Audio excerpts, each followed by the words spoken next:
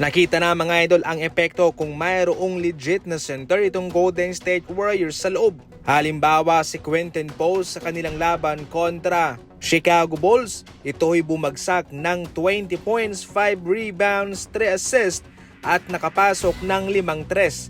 Stephen Curry 21, meron ding 5 3-pointer. Sabi ko nga sa ating nakarang video, nahihirapan itong si Quentin Post na makapasok sa rotation dahil siya ay isang rookie, 2-week contract lamang.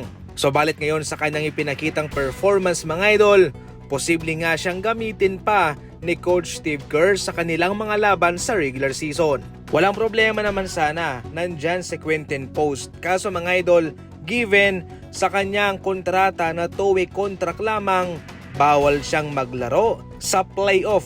Kahit na rookie pa siya, basta meron siyang 2-week contract, bawal siyang maglaro sa playoff o sa postseason.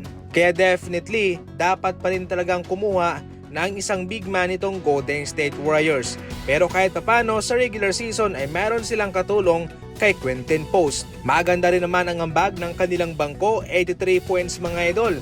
Somehow, gumanda ang performance ng kanilang second unit. Ito yung ipinapakita ng Golden State Warriors sa kanilang paninimula, sa kanilang mainit na record noon. Pero ngayon mga idol, ito'y humupa. Kaya yun ang naging problema nila. Pero sa ngayon, paunti-unti na nga itong bumabalik. Tinambakan nga rin kanina mga idol ng Lakers ang defending champion na Boston Celtics. Grabe itong si Davis, 24 points, 3 blocks, 8 rebounds, 3 assists.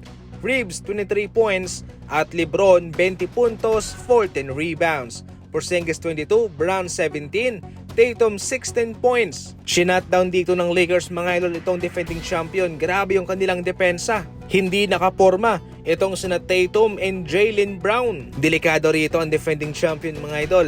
Dahil kung sila'y nahihirapan naman sa Lakers, hindi pa tayo makakasigurado na kanilang madedepensahan ang kanilang titulo.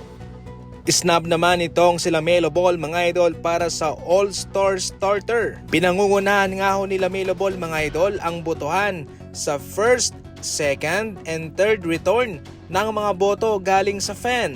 At siya ay nag-average din ng 29 points, 5 rebounds, and 7 assists sa season na ito.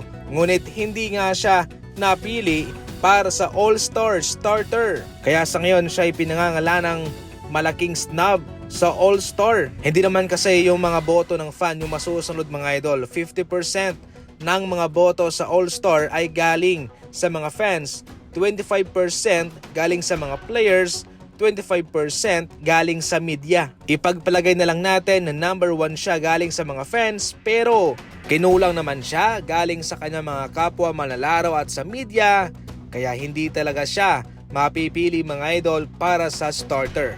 Pero definitely siguradong pasok naman yan sa All-Star reserves.